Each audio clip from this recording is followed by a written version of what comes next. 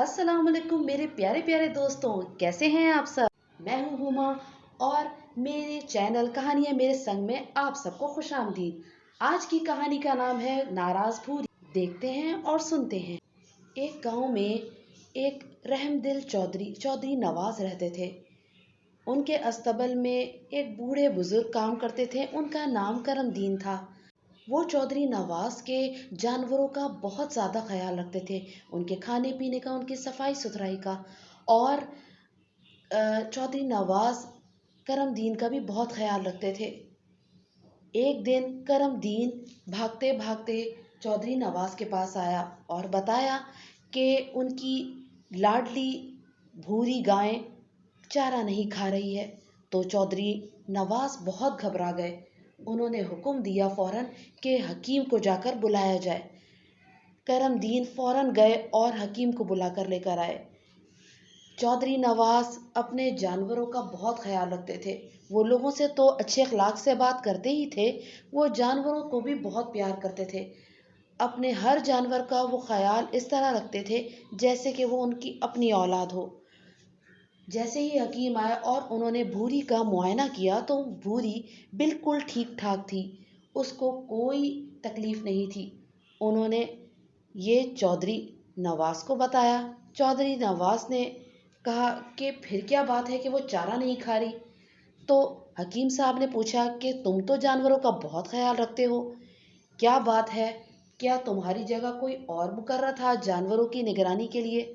तो चौधरी नवाज ने फौरन कहा कि हाँ, मैं आज जानवरों का चारा लेने के लिए शहर गया था, तो मेरी जगह मुराद ने तमाम जानवरों की देखभाल की। जब हकीम ने मुराद से पूछा कि हाँ भाई, तुमने ऐसा क्या किया था, क्या तुमने मारपीट की थी भूरी के साथ। तो मुराद थोड़ी देर सोचता रहा और फिर घिघियाते हुए बोला कि चौधरी साहब, इसमें मेरा कसूर नहीं है, मैं तो जानवरों को चारा डाल रहा था कि एकदम से भूरी ने पीछे से मुझे टक्कर मारी और मैं गिरते गिरते गिर ही गया। मुझे बहुत गुस्सा आया, मैंने छड़ी उठा के दो तीन भूरी को जड़ दी। एकदम से चौधरी नवाज ने मुराद की पीछे से गर्दन पकड़ ली और गुस्से से बोलने लगे, ये तूने क्या किया बदबख्त। और फिर उस पर बहुत गुस्सा करने लगे। चुप कराते कराते हकीम साहब ने चौधरी नवाज का गुस्सा ठंडा किया और बीच बचाव कराया। मुराद ने कहा कि चौधरी साहब, हकीम साहब, भूरी ने पहले मुझे मारा था, मैंने तो कुछ किया भी नहीं।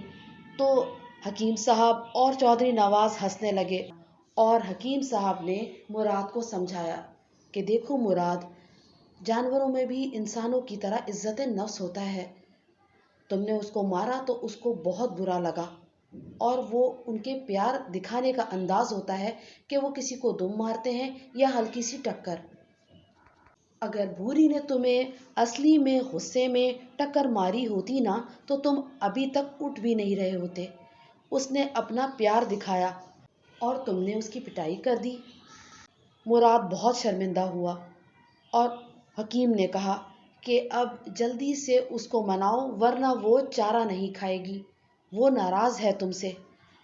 मुराद ने माफी मांगी और चौधरी नवाज ने भी उसको माफ कर दिया। एकदम से भूरी ने सर घुमाया तो मुराद डर गया।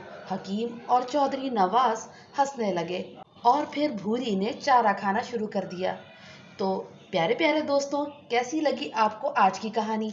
अगर आपको पसंद आई हो तो सब्सक्राइब एंड लाइक कीजिएगा ज़रूर।